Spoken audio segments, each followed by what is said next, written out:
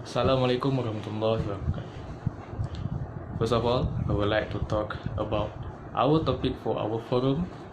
It's about the rules of Oshe legal requirement in business management and occupational safety and health act in Malaysia and its salient features. First of all, let me introduce to all of you about our panels of our forum, because most of them have a lot of knowledge and also experience about these topics that we will discuss. Our first panel is Win Izam from BMMV, and next to her, our second panel, Nur Zailini, also from BMMV. Hi, Assalamualaikum. My name is Nur Izwin binti Muhammad Izam as a panel 1. Assalamualaikum and hi. My name is Nazarini binti Johari. So I will be your panel number 2 for this e-forum. Okay, now we go to the question part. So part A, a real OSHA requirements in business management. First of all, I want to ask for Izwin, for your opinion, does OSHA contribute to job safety and health? The primary goal of the Occupational Safety and Health Administration, OSHA, is to carry out the Occupational Safety and Health Act, which Congress originally passed in 1970. The OSHA Act has undergone several revisions since its inception, but it is still in place to ensure so far as possible every working man and woman in the nation safe and healthful working conditions to preserve our human resource. Therefore, OSHA contributes to job safety and health by enacting regulations that forward this ideal. State-run programs are at least as strict, and sometimes more so, than federal standards. This ensures a minimum standard of job safety and health that all employers must follow to protect employees. Okay, now we go to the second question. Why is job safety and health important to the business management? The workplace health and safety regulations are paramount to the well-being of the employees and the employer. Many hazards are present in today's work environment, and it's the employer's job to keep their employees safe from the hazard. OSHA ensures that all of their guidelines for safety and health are followed, and anyone in violation can have their business shut down. However, this is just one reason why workplace health and safety standards are important, such as: first is prevent illness and injury, second is to reduce health and safety hazard, third is to avoid serious consequences. Now we go to the third question. I'm currently developing an OSHA management system of company. What are the elements and process that need bear in mind?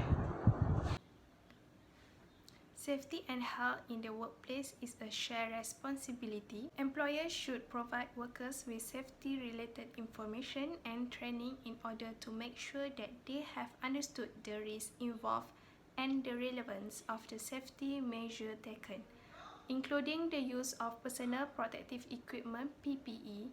Workers in turn should apply the safety measure, including to use the PPE. Both managers and workers should accord the highest priority to the principle of prevention. Now we go to the fourth question. How many safety supervisors are required at high-rise building construction site? Employers are encouraged to provide such supervision as will ensure that workers perform their work with due regard to their safety and health. Therefore, there is no prescribed number of safety supervision, as this is not the only element that counts. The competencies of those supervisors and assigning clear responsibilities and authority play an equally important role. Every construction company of any size should appoint a safety officer, a properly qualified person whose special and main responsibility is the promotion of safety and health. And for the last question, how the supervisor responsibility in each building construction?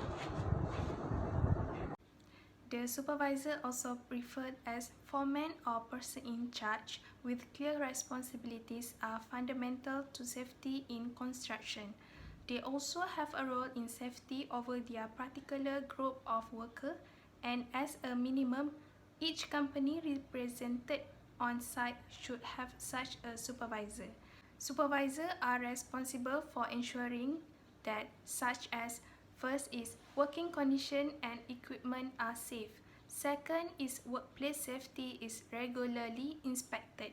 Third is worker has been adequately trained for the job that they expected to do. Fourth is workplace safety measures are implemented. Fifth is the best solution are adopted using available resources and skill. And lastly is necessary personal protective equipment is available and used. Now we go to the part B, the Occupational Safety and Health Act in Malaysia and its salient feature.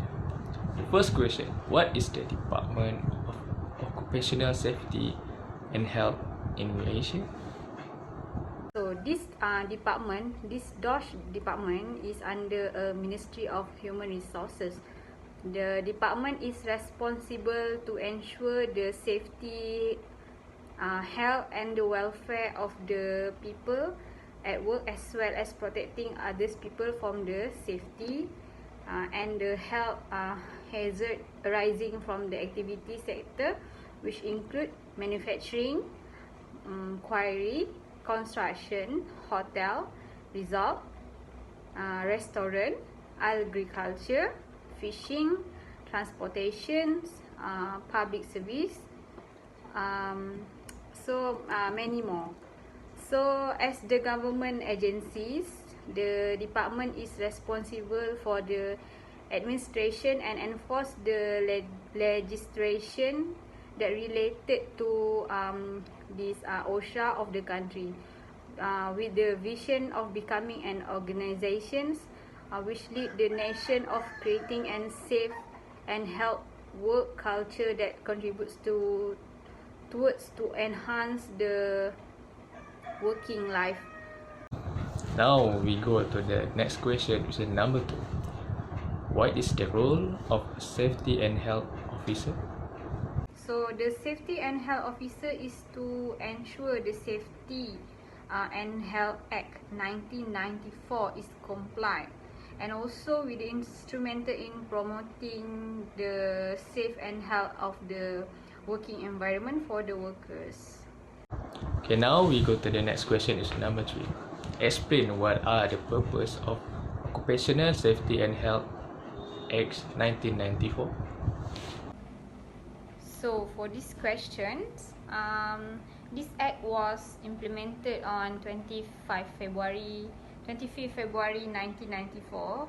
So the act is as a guideline used by the public or private sector in preparing the safety and health policy at their workplace. So the objective of this act is to firstly to secure the safety, health and welfare of the person at work against the risk or health arising out of the activities person or at the work. So secondly is to protect person at a place of work, like person at work against the risk to safety or health arising out of the activities of a person at work. So the third one is to promote the occupational environment for a person at work, which to make them adapt to their physiological needs. Now we get to the next question, number 4. Who is responsible to ensure occupational safety and health at the workplace, and what is the penalty if I, the employer, fail to ensure safety, health and welfare of the employee at the workplace? So this is a good question. Who is the responsible to ensure the safety and health at the workplace? Okay, so the person who is responsible for the safety and health at the workplace is the employer, employees, self-employer, designer, workers, manufacturer, importer, as well as plant and supply vendor, are all responsible to ensure the occupational safety and health at the workplace. So what if the employer who is failed to ensure the safety? So the employer who is failed, they shall be guilty for an offence and shall to be conviction will be liable to fine not exceeding 5,000 or in prison not exceeding 2 years or both. And last but not least, the fifth question. What is the good ethic or a safety officer? What is the good ethics for safety officer? Okay, there are many good ethics for safety officer. Some of them are firstly identifying. The most important skill you have is to be able to identify the hazard that exists by listening to the employers. Secondly, investigate all the accident. You need to make sure you look close at very accident and injuries that take place in the facilities. So thirdly, frequent walkthrough, which is simple walking through the facilities to look for the potential hazard that can be very effective way to identify the risk. So the next good ethics for safety officer is having a verbal hazard communication, having a good verbal communication. So when we discussing about safety issue with the employer or the management, you need to make sure you are able to communicate very clearly to them. So the last one is having a good visual hazard communication. So the role of the safety professional is to make sure that this type of visual hazard communication are effective as possible for a good officer. Okay, now we end our forum. I hope who is watching our forum will gain knowledge and experience about the Oshe and Oshe, and I hope watching this stay safe and stay at home. Thank you.